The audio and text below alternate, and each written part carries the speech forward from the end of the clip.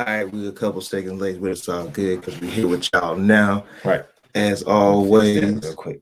My bad. As always, start off with a light question real quick because we're getting close to the playoffs. What player has impressed you the most on the low this year? Ooh, that's tough. Like, which player isn't being talked about that's really been balling this year? Because I just had an interesting conversation with Zach Ramsey from Off the Glass. Yeah, that's tough, and especially because I hadn't even given that any thought. So I think an obvious answer is Julius Randle to me, honestly, because more next love. Because obvious answer would be him because who thought he'd be an MVP conversation coming to the season? Right, so, that's right. But he's getting talked about a lot. I think he's getting his praise. So someone that's been hooping that hasn't been getting praise is, to me, Jordan Clarkson. We know he's gonna win Sixth Man of the Year, right. But Jordan Clarkson has had some games this year. Like he's put up. You don't want some games. You don't kept them close up. Donovan can get him some games and whatnot. So Jordan has really hooped this year for me.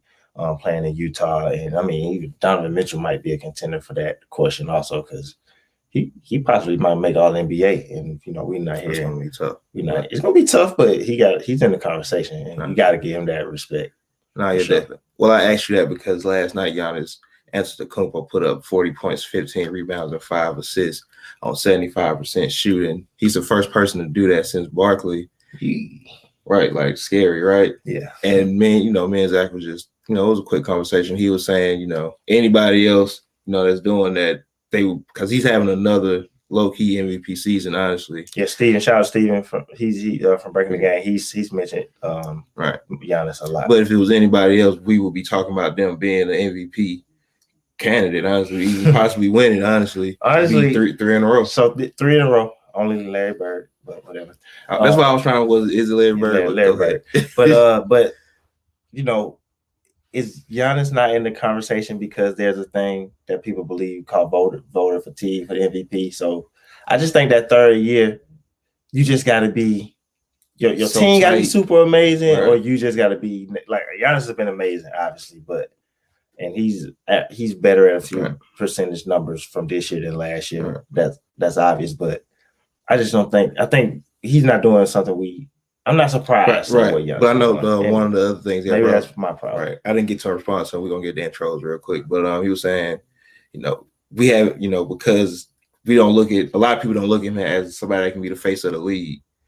A lot of times but people in general point out his flaws more than we will some other players. Yeah. Which kind of leads to that voter fatigue or voters not really looking in his direction for a third year in a row. Right. Do you think that possibly plays some into it too? Even with Jokic being the MVP leader right now, like people don't really want to accept that he's going to win it this year. Right. Slightly, but nah, because I think Giannis received a lot of praise in the NBA trying to push that forward over the last couple of years.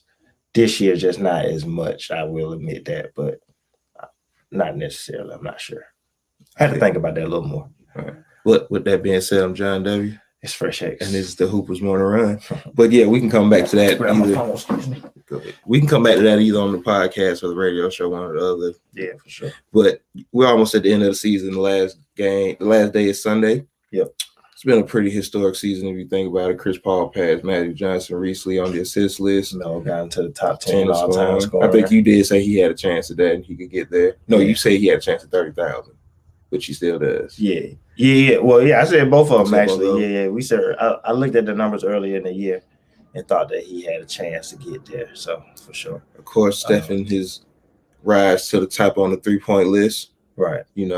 Quickest to get there, obviously, with the amount of games played. And if you think about, like you always bring up all the games he's missed, he probably would have already shattered that record by now, honestly. Yeah, he's definitely going to break the record next year for sure. So it's fun to watch Steph play. And that's been a good thing this year with, especially the last month and a half where Steph has just been going absolutely crazy. Right. Also passing that Kobe 30-point game streak. Right. I said on the last episode, I thought he passed Clay in the most threes in the game, but he hasn't passed him yet. I thought he hit 15. Right. But Clay still has that record. But the threes that he made, I think he made 98 in a month. Right. Yeah. So it has been a lot of historic things happening in the NBA this year, for sure. CP3, Russell Westbrook passing Oscar Robertson, right? most triple doubles of all time. Can't look over that. Yeah, new Mr. Triple Double, Right. and that record is pretty cool with me because Oscar was a player I really liked in high school.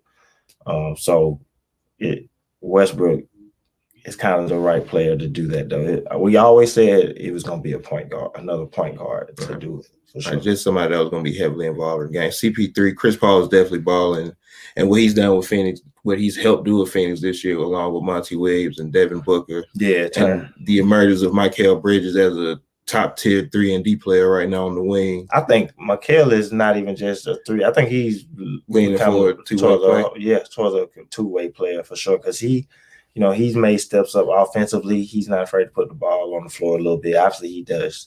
His defense is where he stands out. But Bridges is becoming a really solid, complete player. For sure. It kind of is like what Otto Porter was becoming the early years before he got his deal. He started getting hurt, and how he would shoot the ball, but he started showing a little more offensively. And you thought, wow, John Wall, Brad, and Otto could really be something. So we'll see how Mikal keeps pushing. But to turn Phoenix, we knew they were going to be good this year. Yeah. They had the second best record in the NBA. Tied us, second in the West. I don't think none of us saw that. Right. And of course, we had LeBron, who's just been amazing for the whole year up until the end when the injuries kick in, which we can get into real quick. As we're not calling it a playing tournament anymore. We're gonna call it the wild card. Yeah, we're gonna call it the wild card. LeBron hasn't played since maybe in another 2 weeks since he came back from injury. Has it been about 2 weeks? Yeah, close, maybe at least a week and a half for sure. And of course, Frank Vogel the first time he missed those couple of games, saying he was out for non-injury reasons. Now it's clear, that they're gonna be in the play-in game. Right. He's trying to. Of course, you want to get as much rest as possible. AD didn't play the other night in the win against the Knicks.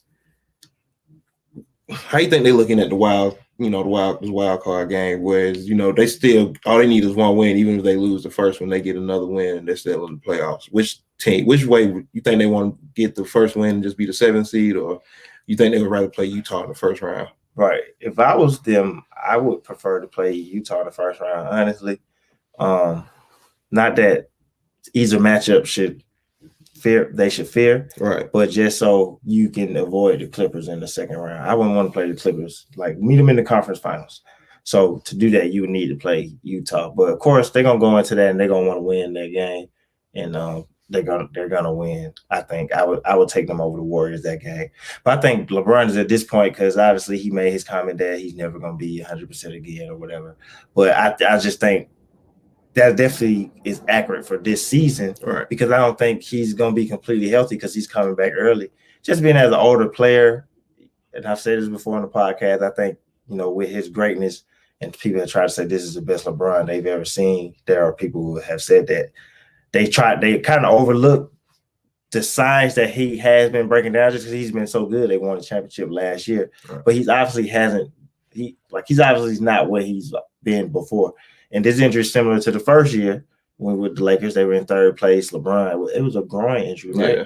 He hurts his groin. He misses significant amounts of games, and they fall out of the playoff race pretty much because I remember him coming back tweeting about to enter playoff mode, and he was doing exit interviews about 3 weeks later. So that's not going to happen this year because he had Anthony Davis with him, and I think Anthony Davis will be good to go, but the injuries are showing that his body is breaking down a little bit. So I think his mindset just went to, we're going to be in the wild card. So let me just get ready for that. And then we thinking wild card, the championship. It'll be first time it ever happened. So first time, right? Go ahead and do it. Yeah, go ahead and do it. Why not? A team that was just in the wild card games a while ago, Portland now looking like they're going to be the 5th place. They jumped Luka and Dallas. They got You think this is the matchup? I know you said this would be the best matchup for them a couple weeks ago. Them getting Denver in the first round. Do you think Portland can pull it off this year against Denver? Right. I think definitely. I definitely think they prefer Denver over the Clippers in the first round because if you get that 6, you will have the Clippers, who's a 3. You already beaten Denver in the playoffs. It was a couple years ago, but I would feel comfortable playing them. Jamal Murray. Right. Jamal Murray's out.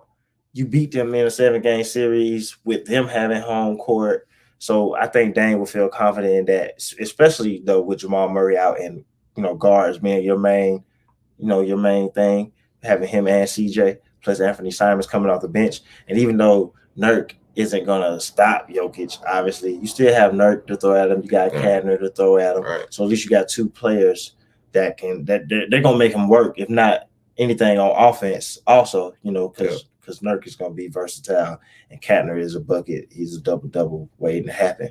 So Portland definitely wants Denver in their first round series, and that's better for them. And I kind of, in a way, think is crazy, but I think Dallas probably wants the Clippers because they think that they couldn't beat them last year, but they're not going to beat the Clippers. They should want to play Denver also, but I don't think they're going to beat Denver either. So no, they don't have the size. But I would take Portland against Denver for sure. I think Portland could win that in 7.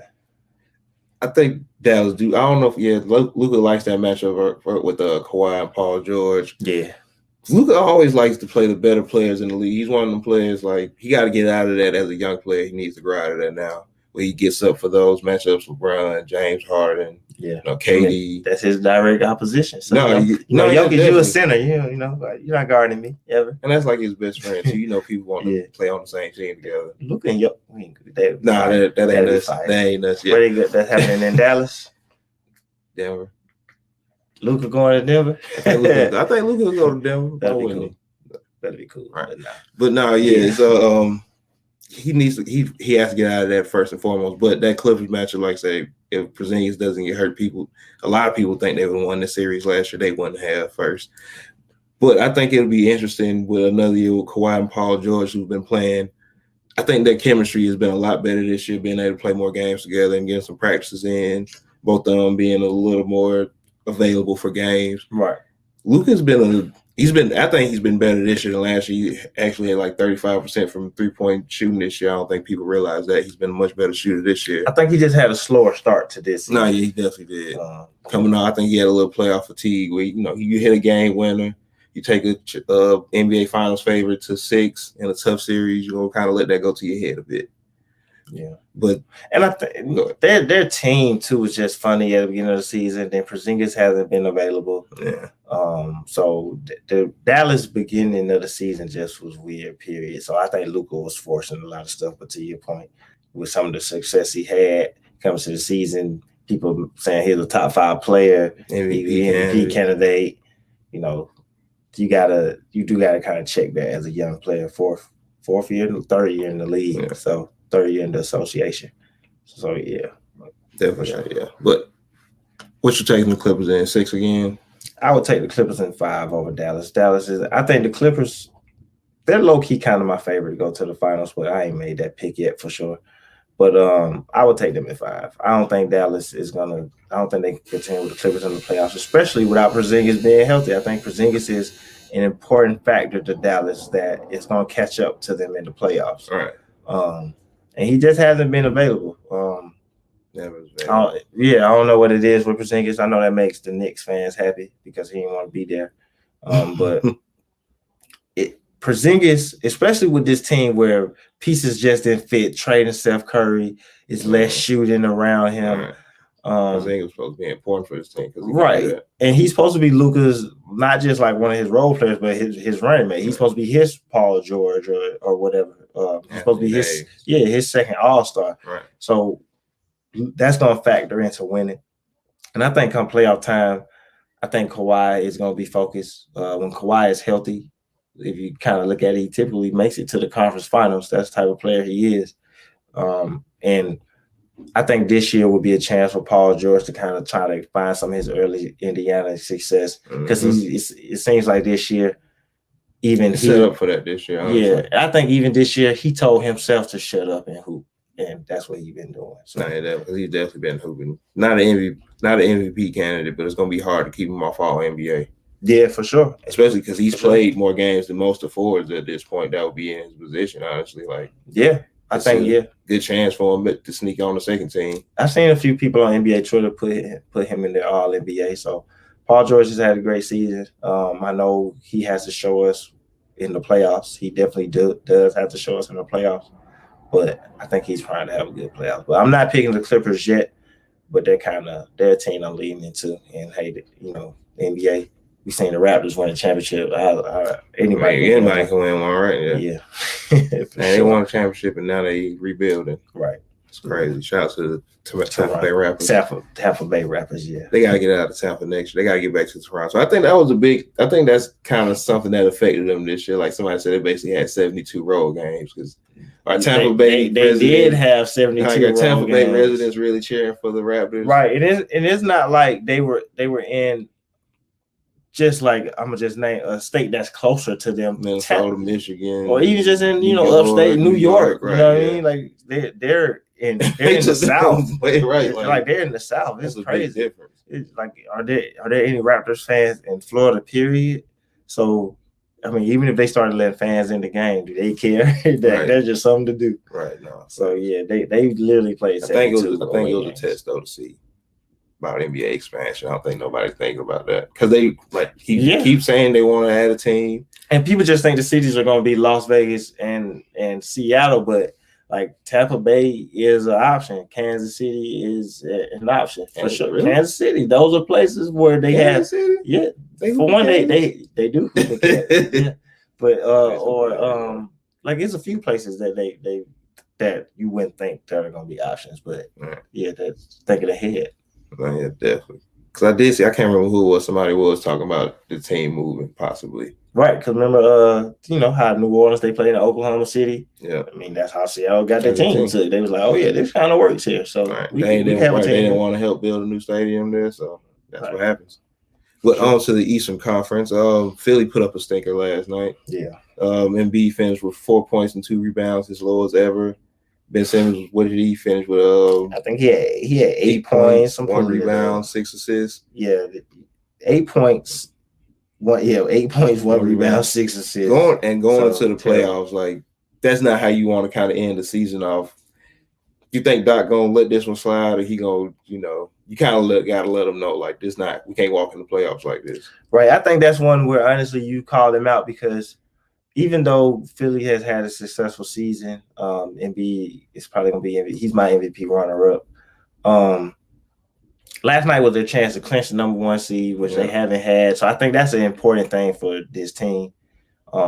It's a good step to make to get that 1 seed.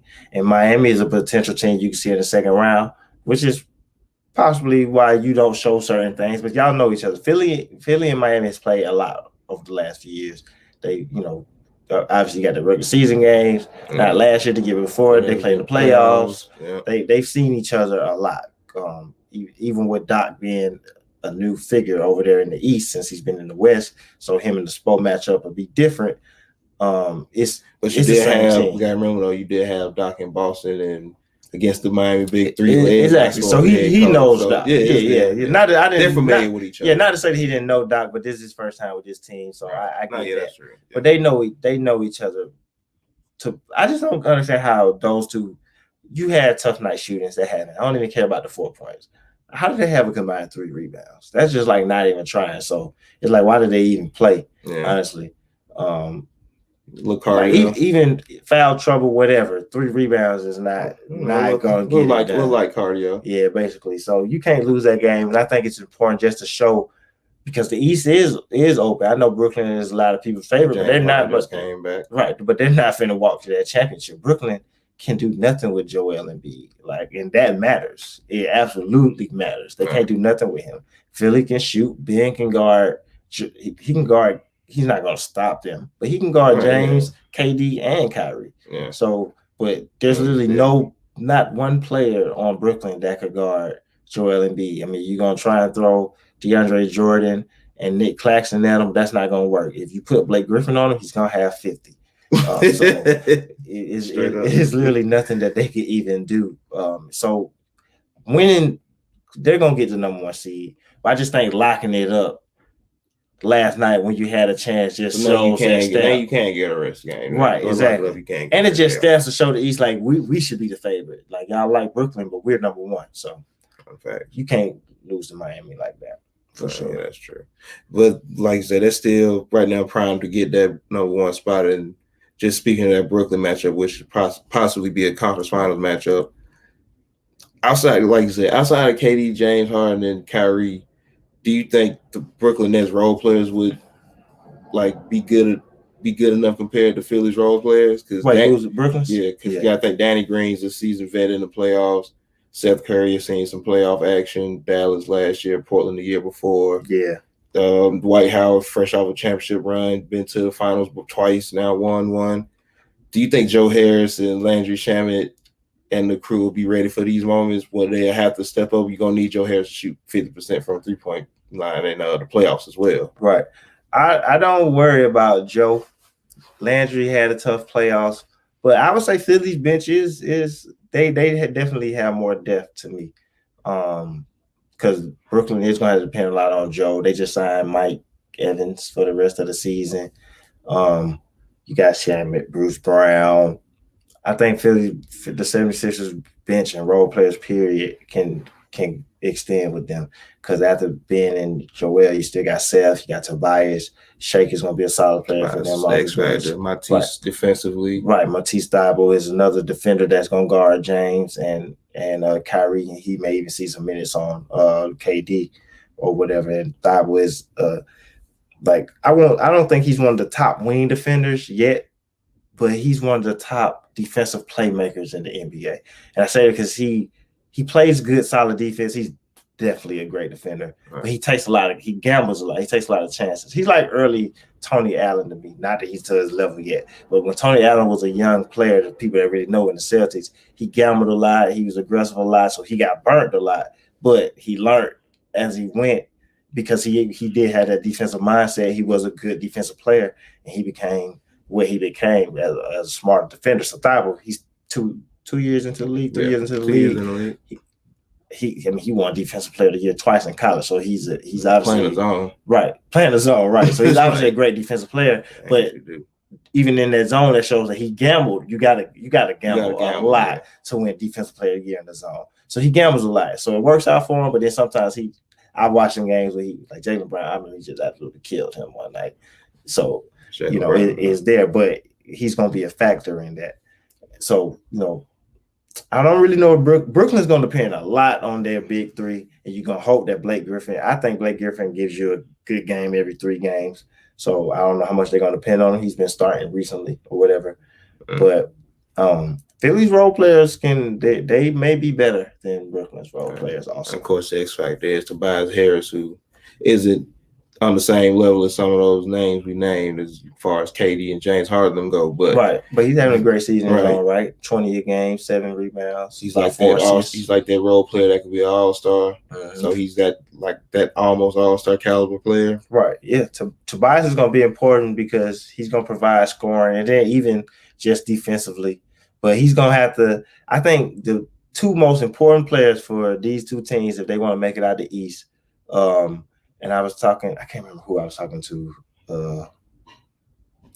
Chris Bolton, shout out to Chris Bolton, about Milwaukee. And I said, I think Chris Middleton is going to be really important for them. I think Chris Middleton and Tobias Harris are the 2 most important players for their teams making it to the finals this year, because they're going to be players that if they play to the level that we think they can play to, being all-star level players, 22, 23 points per game in the playoffs, maybe even getting that to 25, providing that scoring and that shooting. Right, consistent shooting, and being able to play through them. Because at the end of the day, you're going to play through Joel in the post, being as a facilitator.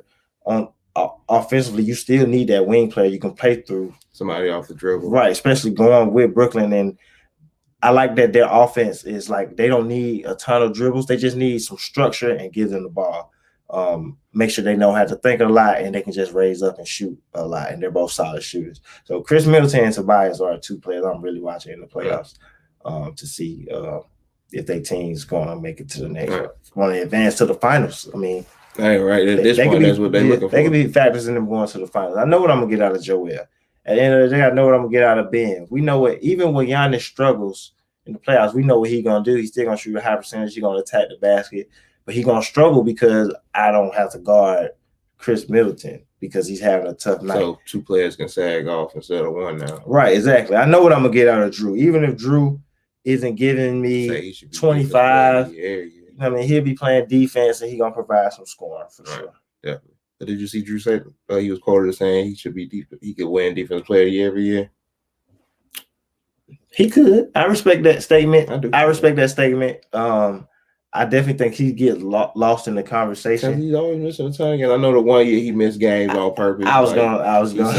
Like, he wasn't injured that 1 year, like he did say for a good reason with his wife. Oh yeah, it was for his wife. But other than that, like he missed a ton of games this year. He missed a ton of games in New Orleans. He missed, like, he's been an All-Star one time, but defensively he is one of the top guard defenders. Just like him and Marcus Smart and Drew's a top 5 defender in the NBA, top 5 wing defender for sure. But he does miss a lot of games, and that matters. So if he played a high number of games, he could be in that conversation. I think, especially now being on a better defensive team too. I don't know his defensive numbers, but I'm sure they're crazy. Right. Especially being with because shout out to JJ Redick. I remember he said some of his defensive numbers lacked in New Orleans because their team defense was just terrible overall, so it made him look bad. Right. But Drew, that's the NBA. I mean, if you watch, he could be like Avery Bradley in that sense too. Avery Bradley didn't have certain numbers. It was just what you're actually watching him do. Yeah. Like his steals might be down, but it's because he's not just getting steals. He's stopping you from getting to certain points and making you give up the ball or whatever. Mm-hmm. And that matters also. Fumble here, go out of bounds. The defensive playmakers are always going to win the award over you just got to be amazing lockdown to Gary Payton, Ron Artest, to Kawhi type numbers. Yeah. And even them, they were like Gary Payton would be at the top of the steals or whatever. So I don't know. It's just tough. But Drew is definitely valid in that conversation. No, definitely. I mean, I don't know about every year, but he could win it. He could definitely win it. Yeah. It's hard for guards overall too. I can only think of 5 guards that's won it. Jordan, Gary Payton, Michael Cooper.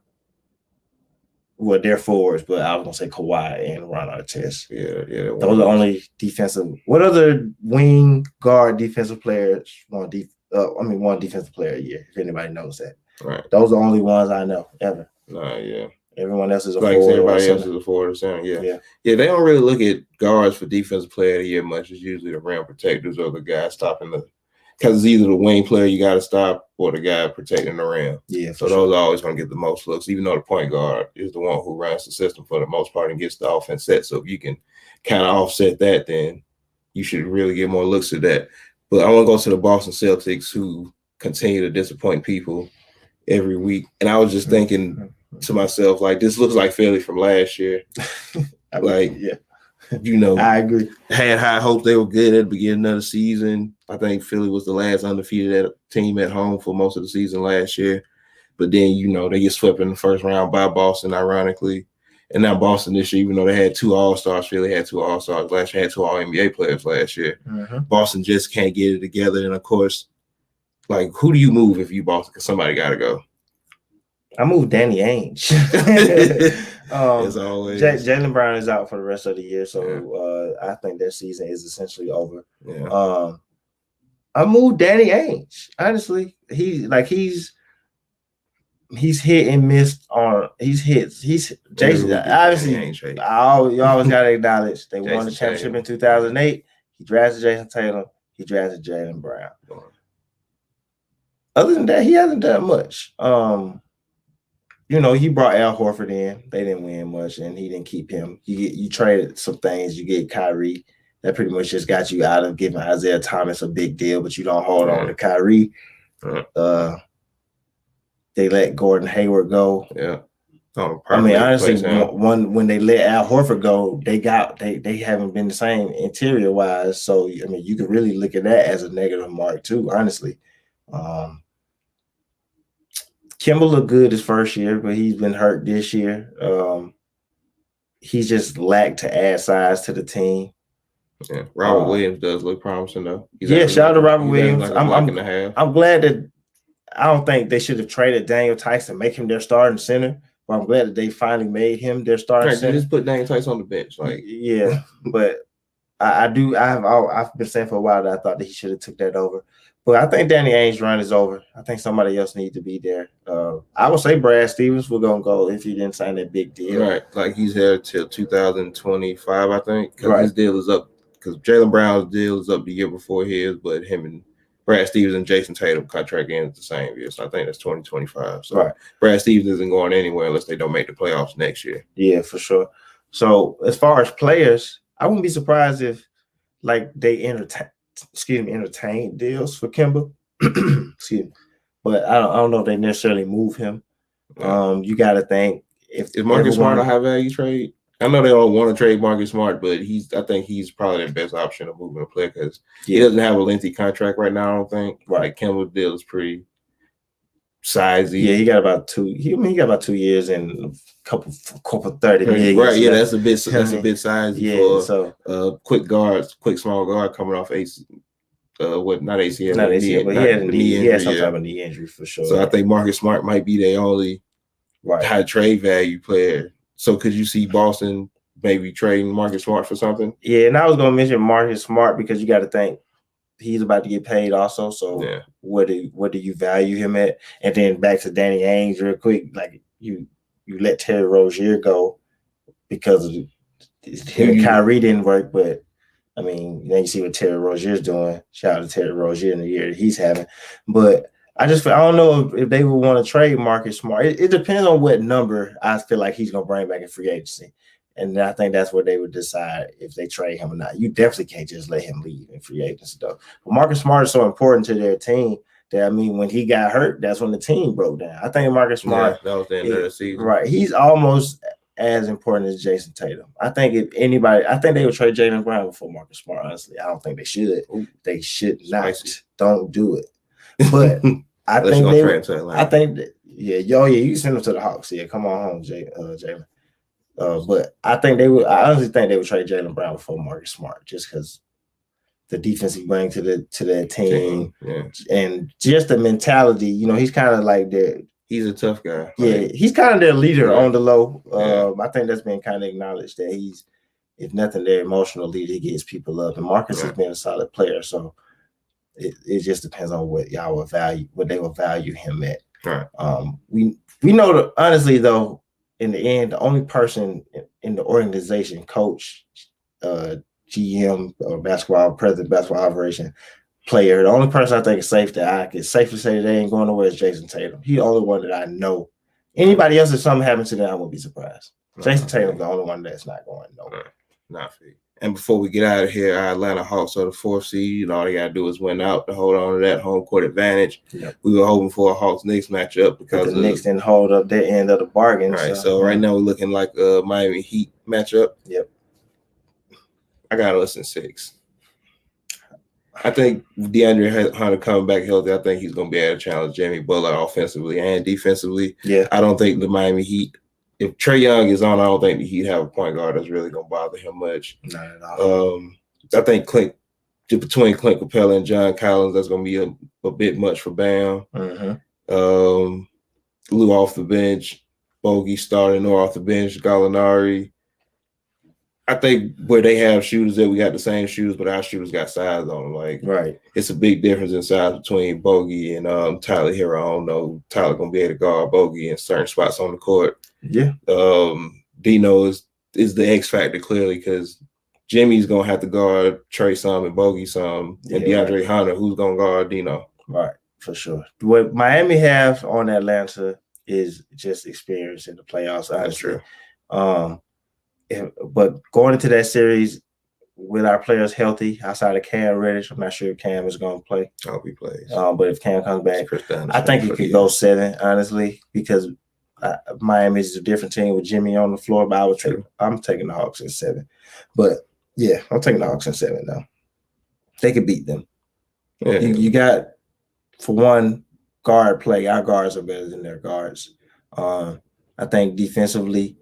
Because Duncan Robinson, he's a great shooter, but he's a wild card to me. Like he can go 8 fade or he can go 0 fade, honestly. And I've seen both. Yeah, exactly. In the span of 2 games.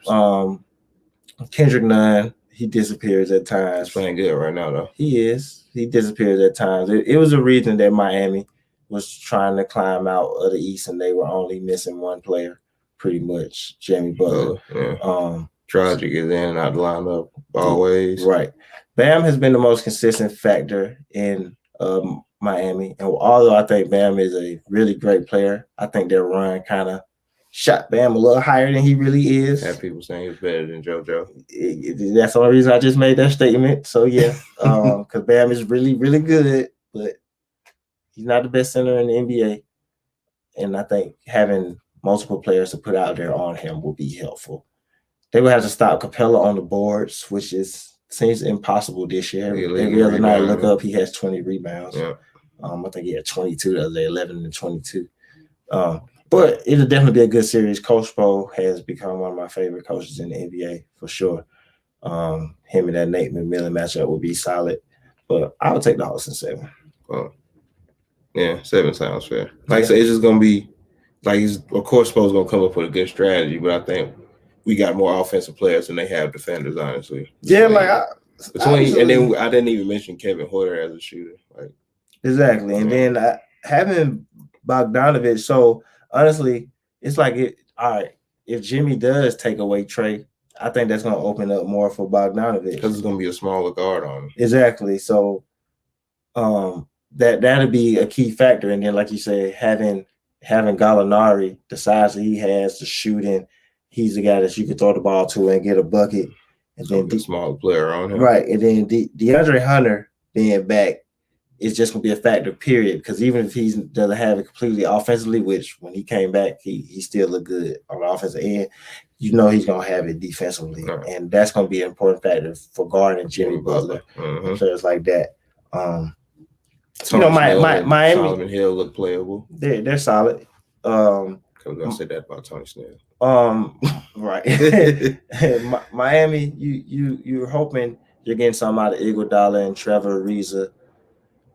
You're gonna get more out of Trevor than Iguodala, honestly. They're players that at this point in their career they're gonna have it. Some nights and some nights they're not. And I've seen both of them because I know people think, oh, we're gonna put them on Trey. I've seen both of them struggle to guard Trey. Like, don't even hurt their knees that night. They're trying to guard Trey. Right. They're going to be in the ice bath that night. So, Atlanta in 7. Right. But Atlanta runs ends against the 76ers. I can see that happen. Because who would they get? Yeah, in the second round? Yeah, second round. It's like, yeah. Yeah, the Hawks run ends against the 76ers. Yeah, they don't have enough size for Philly. Right. But other than that, you got anything else? And we won the season series against Miami too, by the way. So that's that little extra boost of confidence does help. Yeah. But no, other than that, as always, appreciate the viewers. You can catch us every Friday on Off the Ball Network's Facebook page, the Hoopers YouTube page, and the Hoopers Twitter page, 9:05 a.m. The Hoopers Morning Run. Catch us every Monday and Friday evening, 8 p.m. Eastern Time on the Nothing But Net radio station through the Dash Radio app. So catch us tonight, 8 p.m. It's always a dope conversation for you to listen to. And other than that, you can find us anywhere podcasts are available: Apple Podcasts, Google Podcasts, Spotify. Just search the Hoopers Pod. We're on iHeartRadio. We're on Pandora. And at your mama house. We're everywhere. I'm John W. And this was the Hoopers Morning Run. Later, players.